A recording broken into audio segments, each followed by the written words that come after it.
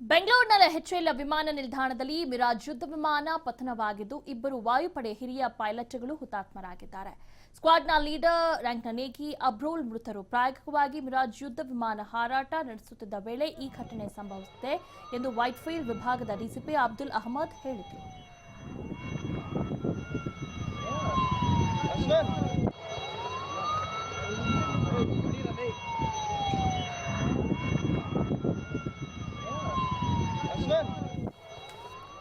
Okay, ಈ ಬಗ್ಗೆ ಹೆಚ್ಚಿನ ಮಾಹಿತಿಯನ್ನ ನೀಡ್ತಾರೆ ನಮ್ಮ ಪ್ರತಿನಿಧಿ ಸುರೇಶ್ ಬಾಬು ನೇರ ಸಂಪರ್ಕದಲ್ಲಿ.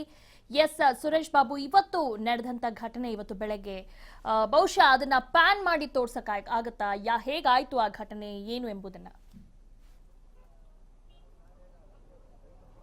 ಖಂಡಿತ ದಿವ್ಯಾ, ಏನ್ ನಾವೀಗ ಎಚ್ಎಎಲ್ ನ ತೇಜಸ್ ವಿಭಾಗ ಅಂದ್ರೆ ಡಿವಿಷನ್ ರನ್ವೇ ಇಂದ ಮುಂಭಾಗದಲ್ಲಿ ಇರ್ತಕ್ಕಂಥ ಡಿವಿಷನ್ ಅಲ್ಲಿ ಇದೀವಿ. ಈಗ ನಾವು ಇಲ್ಲಿ ಅಂದ್ರೆ ಏನ್ ದುರಂತ ಸಂಭವಿಸಿದ ಕೂಡಲೇ ಅವರನ್ನ ಬೇಗನೆ ತಗೊಂಡು ಹೋಗ್ಬೇಕು ಅಂತೇಳಿ ಕಾಂಪೌಂಡ್ ಗೋಡೆಯನ್ನ ಸಾರ್ವಜನಿಕರು ಮತ್ತು ಸಿಬ್ಬಂದಿ ಸೇರ್ಕೊಂಡು ಇದನ್ನ ಒಡೆದು ಅವರನ್ನ ಕರ್ಕೊಂಡು ಹೋಗಿರ್ತಕ್ಕಂಥದ್ದು.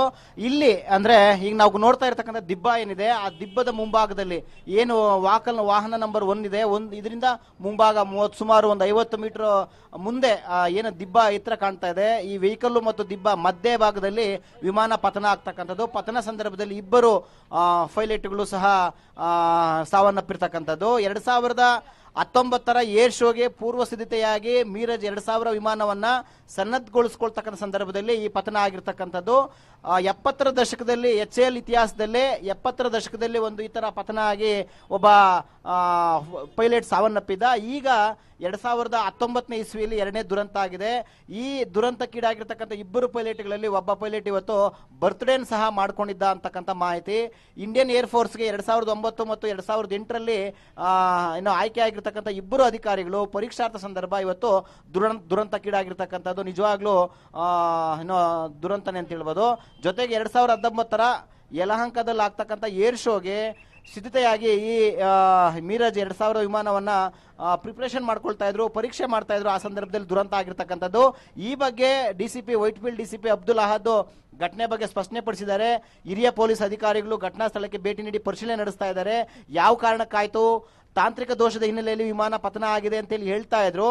ಆ ಏನು ತಾಂತ್ರಿಕ ದೋಷ ಅನ್ನೋದನ್ನು ಸಹ ಪರಿಶೀಲನೆ ಮಾಡ್ತಾ ಇದ್ದಾರೆ. ಜೊತೆಗೆ ಟಿವಿ5ಗೆ ಎಕ್ಸ್ಕ್ಲೂಸಿವ್ ಆಗಿ ಸಿಕ್ಕಿರ್ತಕ್ಕಂಥ ಮಾಹಿತಿ ಪ್ರಕಾರ ವಿಮಾನ ಟೇಕಪ್ ಆಗೋ ಸಂದರ್ಭದಲ್ಲಿ ಟೈರ್ ಪಂಚರ್ ಆಗಿತ್ತು. ಪಂಚರ್ ಆಗಿದ್ದ ಪರಿಣಾಮ ವಿಮಾನ ಒಂದು ಕಡೆ ವಾಲ್ಕೊಂಡೇ ಮೂವ್ ಆಗ್ತಾ ಇತ್ತು. ಆ ಸಂದರ್ಭ ಟೇಕಪ್ ಆಗಿ ನಂತರ ಅದು ಪತನ ಆಗಿದೆ. ಪತನ ಆಗಿರ್ತಕ್ಕಂಥ ಬೆಂಕಿಯ ಕೆನ್ನಾಲಿಗೆಗೆ ಇಬ್ಬರೂ ಸಹ ಬೆಂಕಿಗೆ ಬಿದ್ದು ಸಾವನ್ನಪ್ಪಿರ್ತಕ್ಕಂಥ ಘಟನೆ ಇವತ್ತು ಮರುಕಳಿಸಿರ್ತಕ್ಕಂಥದ್ದು. ಈ ಹಿನ್ನೆಲೆಯಲ್ಲಿ ಪೊಲೀಸ್ನವರು, ಆರ್ಮಿ ಸಿಬ್ಬಂದಿ ಎಲ್ಲರೂ ಸಹ ಘಟನಾ ಸ್ಥಳದಲ್ಲಿ ಮೊಕ್ಕಾಮೂಡಿ ಬೆಳಿಗ್ಗೆ 10:00 ಆಗಿರ್ತಕ್ಕಂಥ ದುರಂತ ಈಗ ಸಂಜೆ 4 ಗಂಟೆ ಆಗ್ತಾ ಬಂದಿದೆ.